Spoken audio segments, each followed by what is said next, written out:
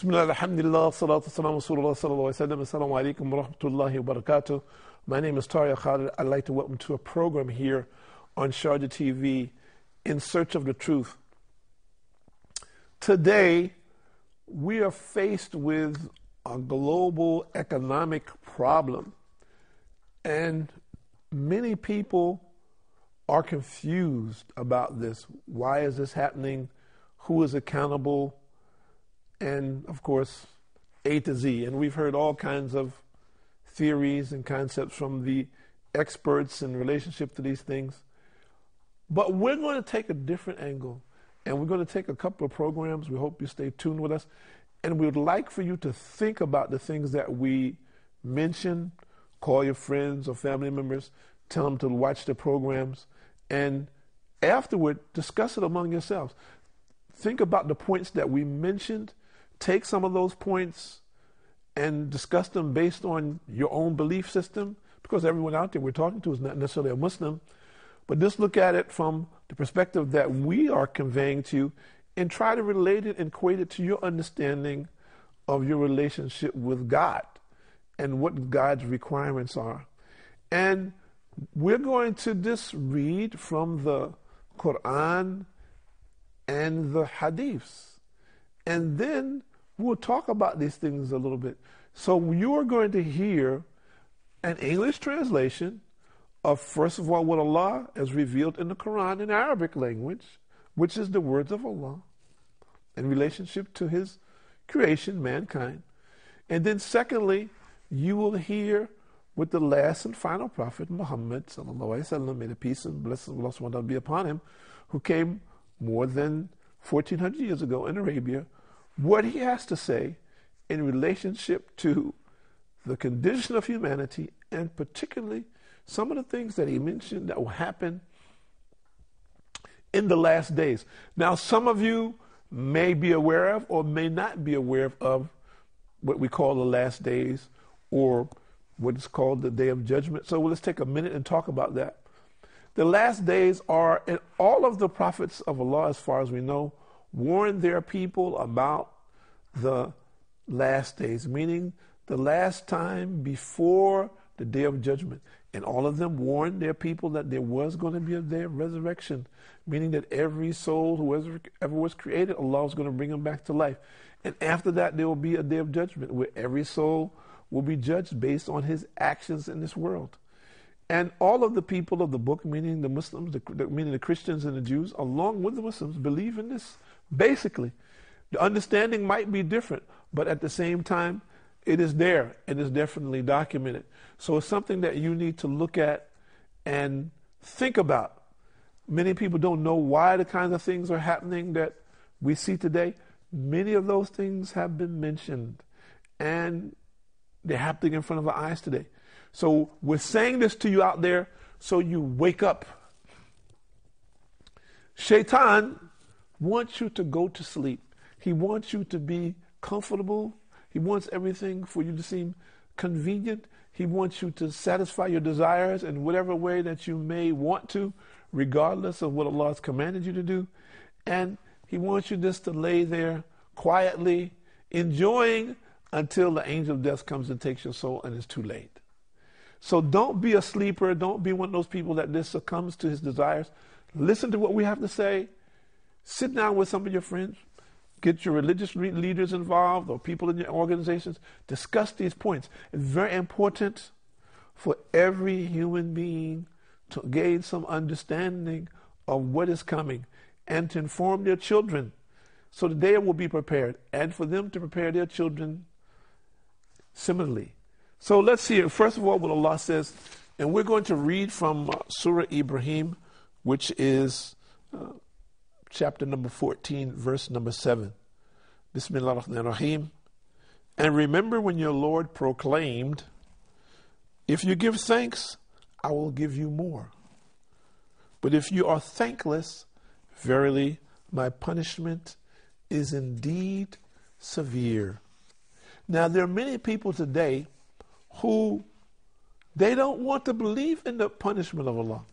They say, God is a forgiving God. God is a merciful God. This is true. without question. There's none like him in relation to forgiveness and mercy. And his mercy far exceeds his punishment. That part of his punishment is a minute part compared to his mercy. But you just heard what Allah says, that his punishment is severe for those who are thankless, meaning those who are not giving praise to their Lord, who do not recognize him as a creator and sustainer of all things, who don't recognize that nothing is possible in their life without him, and everything is possible with him. And Surah Ash-Shura, which is Surah number 42, verse number 30, Allah says, Bismillah ar-Rahman ar-Rahim, and whatever of misfortune befalls you, it is because of what your hands have earned, and he pardons much. Again, many people, when they find there is difficulty in their life, they leave their belief. They were believers before, but now they say, well, I don't believe in God anymore because such and such happened to me. Instead of them saying, okay, there's some difficulty in my life, I need to turn to Allah more, and I need to ask Allah. This says Allah pardons much. I need to ask Allah for forgiveness for my sins. I need to ask Allah to help me be correct, to stand on the right path.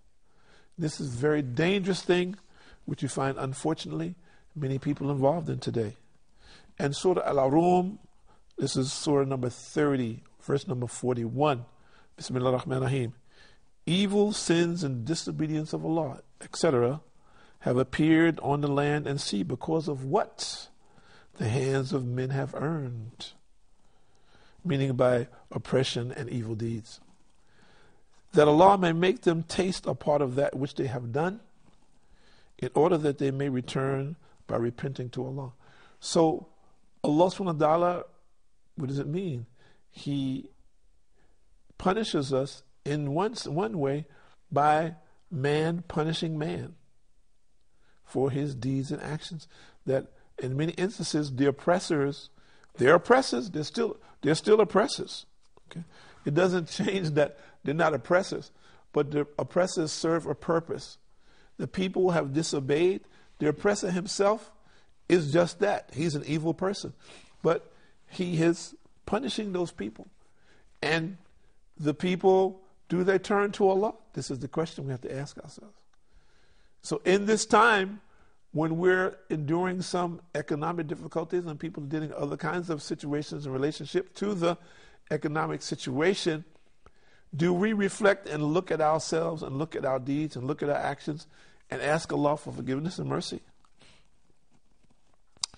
And in Surah Al-An'am, which is Surah number 6, verse number 65 to 66, Allah says, Bismillah ar-Rahman ar-Rahim, say he has the power to send a torment to you from above you or from under your feet, or to cover you with confusion and party strife, and make you to taste the violence of one another. See how variously we explain the ayats, so that they may understand. But your people have denied it, meaning the Quran, though it is the truth. Say, I am not responsible for your affairs.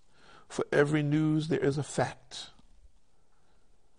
Because for every appointed time, there's an event, isn't it? So this is speaking in reference to the Quran. Some people say, well, I don't know about the Quran. I have my own book, and we believe so-and-so. And what you're saying, it sounds good, but, I don't believe in it. So this happened to many people, that when the Quran was revealed to them, they refused it. They didn't accept it. And Qabab bin Al-Arat, may Allah be pleased with him, who said, I came to the Prophet ﷺ on a night in which he spent the whole of it in prayer until it was Fajr, meaning to almost sunrise.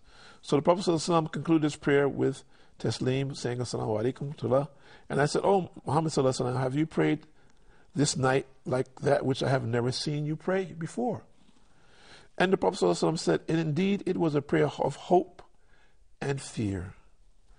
In it I asked my Lord, the mighty and majestic, for 3 things. He granted me 2 and refused me 1.